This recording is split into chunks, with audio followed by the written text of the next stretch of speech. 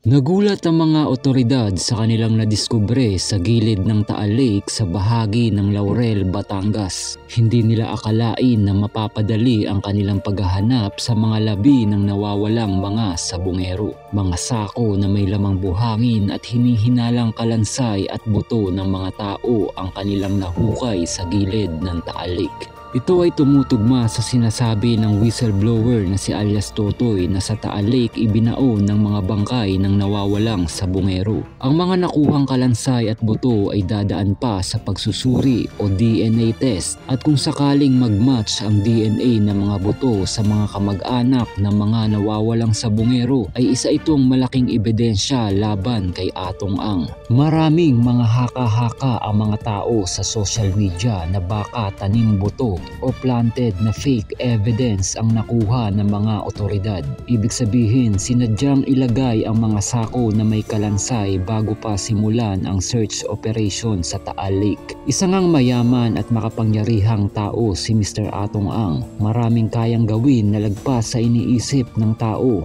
Hanggat hindi pa napapatunayan na siya ay guilty, ay expect mo na ang malateleserye na pag-usad ng naturang kaso. May mga balita na may mga ibang kamag-anak ang nawawalang sabungero ang binayaran upang huwag nang ituloy ang kaso laban kay Mr. Atong Ang. At meron namang mga kamag-anak na buo ang desisyon upang mapanagot ang mga tao sa likod ng nasabing krimen. Naway sana'y makamit ang hustisya at lumabas ang katotohanan at hindi matapalan ng pera ang inaasam nilang hustisya.